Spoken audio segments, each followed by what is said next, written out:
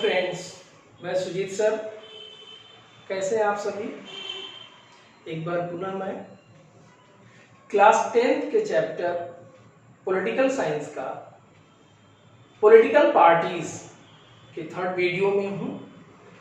आज हम इसमें पढ़ेंगे बच्चों कि किसी पॉलिटिकल पार्टीज को नेशनल पार्टी का दर्जा कैसे दिया जाता है और वर्तमान परिदृश्य में कौन कौन से नेशनल पार्टी हैं, उनके ऑब्जेक्ट क्या है, उनकी क्या मेन विचारधारा होती है, इस पर बात करेंगे। और रीजनल पार्टी नेशनल पार्टी से कैसे डिफर है, कैसे अलग है। तो फ्रेंड्स, देखते हैं नेशनल पार्टीज। नेशनल पार्टी से अभिप्राय राष्ट्रीय स्तर की पार्टी जिसके इंटरेस्ट बहुत ब्रॉड लेवल पे होते हैं, जो कंट्री लेवल पर उनके व्यू होते हैं। और national party has influence all over the country. हर प्रकार की डेवलपमेंट की बात, पूरे देश की किसी भी प्रकार की समस्या हो, किसी भी प्रकार की नई लॉ हो, कोई चीज इंप्लीमेंट करना हो या हटाना हो या जोड़ना हो, देश के हित में हो, इवन राष्ट्रीय स्तर के साथ साथ अंतरराष्ट्रीय स्तर के विषय को भी नेशनल पार्टी सॉल्व करती है। आज वर्तमान दौर में डेमोक्रेसी में बगैर पॉलिटिकल पार्टीज के हम कल्पना नहीं कर सकते हैं। दूसरा, डेमोक्रेसी को मजबूत करने में राजनीतिक दलों की एक बहुत बड़ी भूमिका होती है। अब वर्तमान में जैसे हमने प्रीवियस वीडियो में बताया कि रिप्रेजेंटेटिव डेमोक्रेसी है, भारत के संदर्भ में ही बात कर रहे हैं खासतौर से, जैसा कि सिलेबस आपका भारतीय राजनीतिक व्यवस्था को ही ज्यादा फोकस करता है। तो रिप्रेजेंटेटिव डेमोक्रेसी है, हम अपने पार्लियामेंट्री सिस्टम में अपने प्रतिनिधि को निर्वाचित करते हैं और बहुमत प्राप्त दल सरकार बनाती है और फिर सरकार के सारे डिसीजन उसके द्वारा लिए जाते हैं। National party care for national interest, whereas regional party promote many regional interest. National कोई भी पार्टी होती है बच्चों, उसका इंटरेस्ट पूरे कंट्री लेवल का होता है, जबकि रीजनल पार्टी, जैसे बात करें रीजनल पार्टी किसे कहते हैं, जैसे पंजाब में शिरोमणि अकाली दल, महाराष्ट्र में शिवसेना, आंध्र प्रदेश में तेलुगु देशम पार्टी, उत्तर प्रदेश में समाजवादी पार्टी ले लीजिए। ऐसी पार्टियां जो अपने रीजनल स्तर के, अपने राज्य स्तर के, अपने जिले स्तर के विषय को उठाती हैं, वो रीजनल पार्टी कहलाती है। जबकि राष्ट्रीय स्तर के विषयों को उठाने वाली पार्टी नेशनल पार्टी कहलाती है। अब प्रश्न ये उठता है कि नेशनल पार्टी किसे कहते हैं। पहला तो किसी भी पार्टी का हो, खासतौर से नेशनल पार्टी का, तो खासतौर से बच्चों कि इलेक्शन कमिश्नर के यहाँ रजिस्टर्ड होना चाहिए, अर्थात भारतीय संविधान में एक निर्वाचन आयोग की व्यवस्था की गई है जो ऑटोनॉमस बॉडी है। इलेक्शन कमिश्नर में जो पार्टियां रजिस्टर्ड होती हैं, धीरे धीरे वो राष्ट्रीय स्तर का दर्जा प्राप्त करती हैं और इन पार्टियों का एक यूनिक सिंबल प्रदान किया जाता है भारतीय निर्वाचन आयोग के द्वारा। रिकॉग्नाइज्ड पॉलिटिकल पार्टीज होनी चाहिए।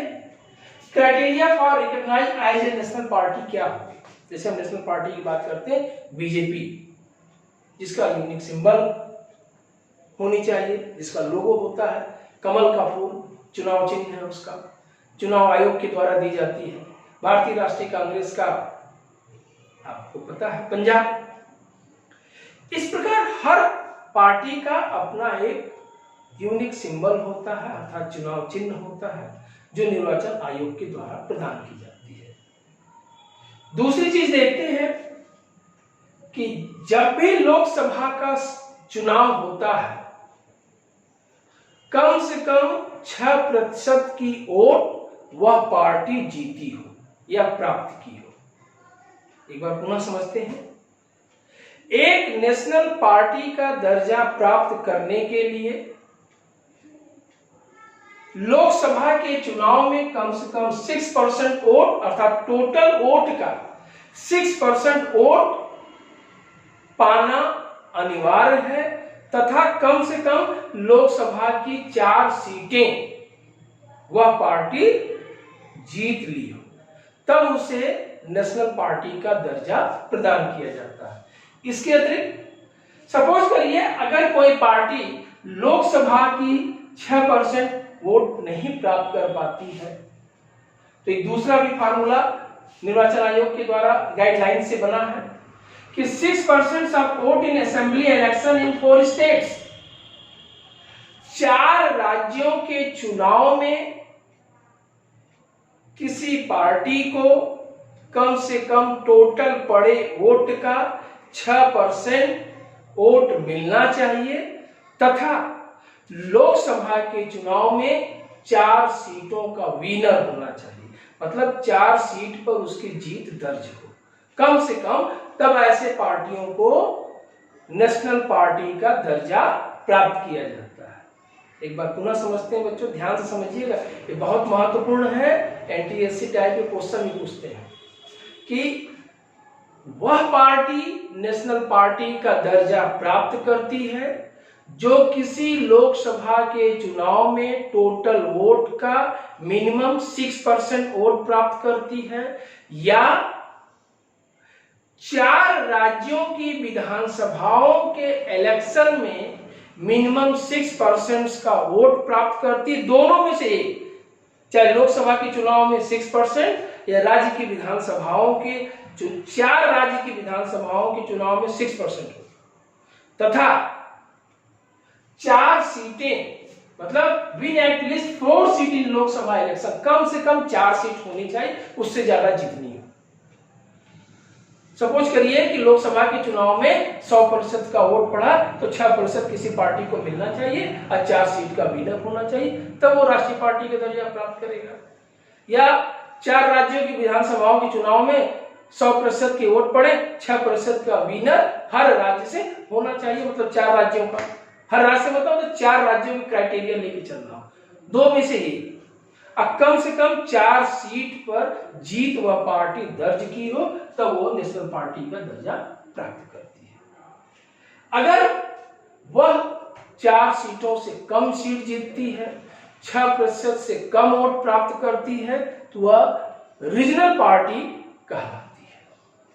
इसके अतिरिक्त समझे कि according to this proportion of vote and seat there were 7 national parties in the country in 2017 according to the guideline chief election commissioner, मुख्य निर्वाचन आयोग के गाइडलाइंस के अनुसार 2017 तक 7 भारत की पार्टियों को राष्ट्रीय पार्टी का दर्जा प्राप्त है। बहुत सारी पार्टियां, अभी हमने पिछले वीडियो में पढ़ा था कि चुनाव आयोग द्वारा मान्यता प्राप्त 750 प्लस पार्टियां हैं, लेकिन सभी को नेशनल पार्टी नहीं, मात्र 7 पार्टी, वो भी मेंटेन करना पड़ेगा। क्या मेंटेन करना पड़ेगा? लोकसभा के चुनाव में कम से कम 6% का वोट प्राप्त करें तथा 4 सीटें विनर हो, या 4 राज्यों की विधानसभाओं में कम से कम 6% वोट प्राप्त करें तथा लोकसभा की 4 सीटों के विनर, तब तो वो नेशनल पार्टी कहलाएगी। अदरवाइज रीजनल पार्टी हो, इंडिपेंडेंट हो, निर्दलीय हो, उसका कोई वो वैल्यू नहीं है नेशनल लेवल का, क्योंकि उनके उद्देश्य, उनके क्षेत्र, उनकी विचारधारा, उनके वर्ग बहुत छोटे स्तर के होते हैं, अपने हित के लिए अपने क्षेत्रीय स्तर की समस्याओं को, वर्ग को ही हाईलाइट करते हैं, जबकि एक नेशनल पार्टी का इंटरेस्ट रीजनल लेवल का नहीं, नेशनल लेवल का और इंटरनेशनल लेवल तक के होते हैं। ऐसे में हम कुछ पार्टियों की चर्चा करते हैं जो नेशनल पार्टी दर्जा प्राप्त है। उसमें पहला नाम लेते हैं Indian national Congress, one of the oldest party in the world. विश्व की प्राचीन पार्टियों में एक पार्टी भारत की भारतीय राष्ट्रीय कांग्रेस है। जब भारत में ब्रिटिश सरकार शासन कर रही थी, उस समय 1885 में इंडियन नेशनल कांग्रेस बना, और इस पार्टी के फाउंडर कौन है?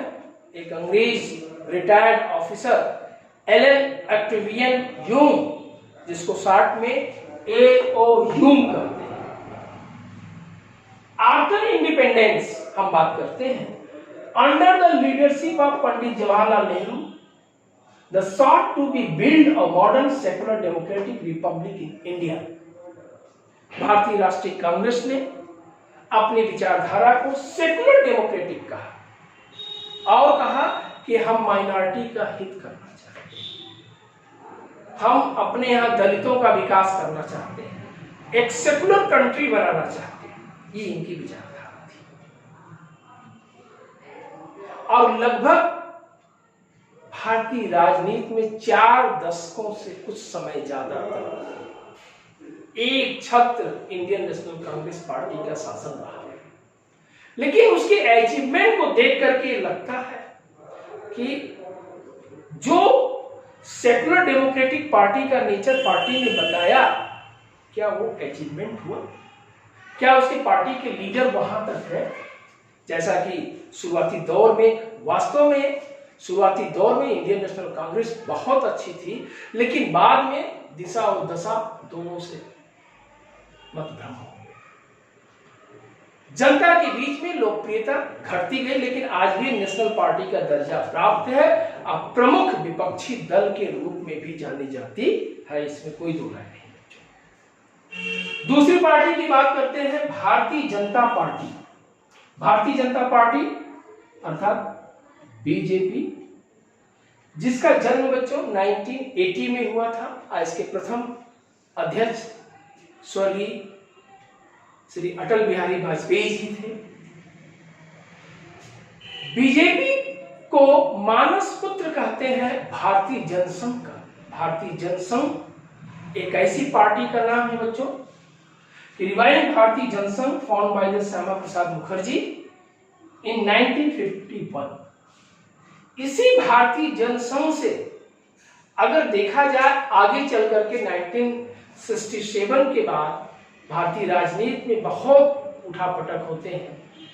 भारतीय जनसंघ में स्प्लिट होते हैं, जनता पार्टी बनती, फिर स्प्लिट होते हैं, कई पार्टियां बनती हैं। लेकिन भारतीय जनता पार्टी जब बनी, अपनी विचारधारा को लेकर के, अपने कार्य को लेकर के, अपने वसूल को लेकर के, अपने डिसिप्लिन को लेकर के, जो इसकी एजेंडा में था, जो तब था, वो आज है। इसीलिए 2 से आज लगभग 300 लोकसभा में सीटों को टच कर रही है। 2019 के चुनाव से देखिए, लगभग मैंने कहा 284 सीट। अकेली पार्टी फुल मेजॉरिटी के रूप में है। कारण क्या है? सबसे बड़ी चीज है कल्चरल नेशनलिज्म को बढ़ावा देना। कल्चरल नेशनलिज्म, सांस्कृतिक राष्ट्रवाद, मतलब इंडिया के एंशिएंट कल्चर और वैल्यू को फोकस करना, राष्ट्रीय सांस्कृतिक विचारधारा को, भारतीय प्राचीन संस्कृति की सुरक्षा करना और उसे हिंदुत्व की लौ को जलाना। हिंदुत्व से मतलब यहाँ एक जाति विशेष नहीं, एक विचारधारा जो इस देश में सबके नस नस में है। एक ऐसी विचारधारा, एक ऐसी संस्कृति, एक ऐसी प्राचीन धरोहर संस्कृति जिस पर भारत गर्व करता है और दुनिया भारत को इसीलिए धर्मगुरु कहती थी। दुनिया भारत की संस्कृति की वजह से, यहाँ के कल्चर की वजह से, यहाँ की पुरानी सभ्यताओं की वजह से इसको बहुत आगे मानती थी। एक जमाने में तमाम विदेशी देश यहाँ पर इसीलिए व्यापार करने के लिए आते थे। उन सभी प्राचीन परंपराओं को जीवित करना, उसको अखंड बना करके रखना, देश की एकता अखंडता को न टूटने देना, इस पार्टी की विचारधारा है। दूसरा, प्रत्येक राज्य में एक जैसा यूनिफॉर्म विचारधारा होनी चाहिए। जैसे strongly supported integration of Jammu and Kashmir and uniform civil code। Bharat में बच्चों आज वर्तमान में 28 स्टेट्स हैं। अभी कुछ दिन पहले 5 अगस्त 2019 के पहले 29 स्टेट्स होते थे। कारण यह है कि जम्मू कश्मीर को आर्टिकल 370 के द्वारा स्पेशल दर्जा प्रदान किया गया था। यह बीजेपी की राष्ट्रीय विचारधारा से मैच नहीं करती थी। वह सोचती थी कि जैसे सभी राज्य हैं उसी तरह जम्मू कश्मीर भी है, इसके लिए स्पेशल दर्जा नहीं होना चाहिए। इससे भारत के अन्य लोग इससे अपने को कटा समझते हैं और जम्मू कश्मीर स्वयं अपने को अलग थलग पाता है।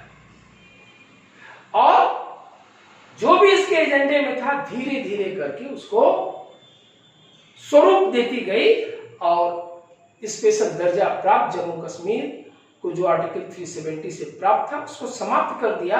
अब ये भी यूनियन टेरिटरीज का प्राप्त हो गया। इस प्रकार भारत में 7 से 9 यूनियन टेरिटरीज हो गए और राज्यों की दर्जा 28 हो गई। दूसरा एक विचारधारा यूनिफॉर्म सिविल कोड की, इस पर भी सरकार काम कर रही है। यूनिफॉर्म सिविल कोड की मतलब सभी लोगों को एक धर्म एक झंडे के नीचे लाना, एक विचारधारा के नीचे लाना। सभी लोग एक देश के निवासी हो, कानून तो सबके लिए एक है। एक धार्मिक विचारधारा का स्वरूप भी प्रदान करना जिससे कि इसको लेकर के कोई अलग से सांप्रदायिक रूप ना हो सके, न कोई सोच हो सके। इसके पीछे मात्र राष्ट्रीय एकता को प्रदान करना, अखंडता को प्रदान करना। यूनिफॉर्म सिविल कोड का मतलब यह है कि सभी भारत के निवासी और नागरिक अपनी को एक समझें। हम सभी भारत के एक नागरिक हैं, चाहे हिंदू हो, चाहे मुस्लिम, चाहे सिख हो, चाहे ईसाई, हमारे में कोई डाइवर्सिटी नहीं है। हम सब एक भारत के पुत्र हैं, हम भारत के लाल हैं जो उसके विकास को देखना चाहते हैं। ये सांस्कृतिक राष्ट्रीय विचारधारा वाली पार्टी है। अब इसके बाद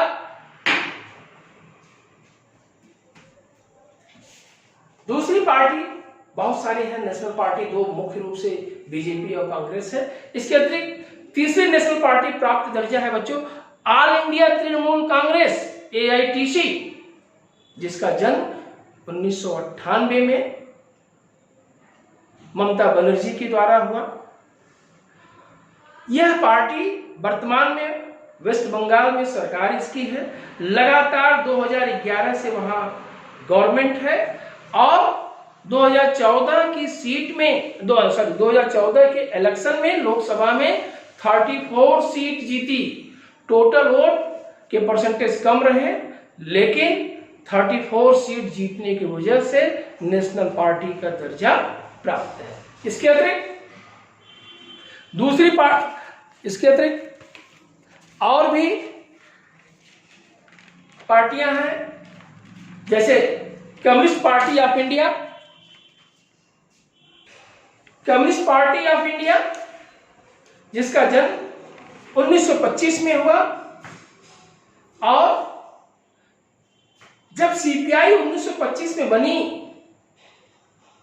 उस समय जैसे मानवेंद्र नाथ राय जैसे लीडर इसके होते थे। यह पार्टी कम्युनिस्ट विचारधारा से, जैसे मार्क्स की विचारधारा जो बच्चों कार्ल मार्क्स की, उस विचारधारा पे चलती है। लेनिन की विचारधारा पर, लेनिन जो आपने क्लास 9 पढ़ा होगा, रूस की क्रांति में बहुत बड़ा योगदान था। ये पार्टी वर्तमान में वेस्ट बंगाल में है, आंध्र प्रदेश में है। जब आगे चल करके इसकी आइडियोलॉजी में कुछ अंतर आता है, इस पार्टी में स्प्लिट हो जाती है 1964 में। 1964 में स्प्लिट होने के बाद इस पार्टी का नाम दूसरी पार्टी बनी CPIM, मतलब communist party of India Marxist, 1964 में बनी। वर्तमान में ये पार्टी वेस्ट बंगाल में, केरला में और त्रिपुरा में एक अपना अच्छा मुकाम बना करके रखी है। इस पार्टी को भी नेशनल पार्टी का दर्जा प्राप्त है। मुख्य रूप से हमारी दो पार्टियां थी, बीजेपी, इंडियन नेशनल कांग्रेस। इसके अतिरिक्त BSP, Bahujan Samaj party. BSP Bahujan Samaj party का जन्म 1984 में माननीय स्वर्गीय काशीराम जी ने किया, लेकिन वर्तमान में इस पार्टी की मुखिया सुश्री मायावती जी हैं। आज बसपा के रूप में चर्चित, जिसके चुनाव चिन्ह हाथी है, ये दलितों की पार्टी बताती है, अपने को बहुजन हिताय की बात करती है। हमारे देश में एक अच्छा खासा आबादी SC/ST की है, तो उनके विकास के लिए, समाज में उनको जोड़ने के लिए मुख्य धारा से इस पार्टी के हिसाब से कि ये जो दलित समाज है, हाशिए पे है, उनको राष्ट्रीय विचारधारा से जोड़ना और राष्ट्र के साथ एकीकृत करना इस पार्टी का मुख्य लक्ष्य था, जो आज उसी पर आगे काम कर रहे हैं। इस प्रकार हमने देखा बच्चों कि नेशनल पार्टी किसे कहते हैं। शुरुआत में हम लोगों ने पॉलिटिकल पार्टीज देखा, फॉर्मेशन ऑफ पॉलिटिकल पार्टीज देखा। अब हम नेक्स्ट और लास्ट वीडियो में देखेंगे चैलेंजेस ऑफ डेमोक्रेसी, अर्थात डेमोक्रेसी के साथ साथ इसी में हम देखेंगे कि आज की राजनीतिक पार्टियों के लिए क्या चैलेंज है, क्या चुनौती है, वो लास्ट वीडियो होगा। धन्यवाद बच्चों, thank you for watching video. आशा है आपको वीडियो अच्छा लगा, इसे वॉच करिए, सब्सक्राइब करिए, लाइक करिए। थैंक्स।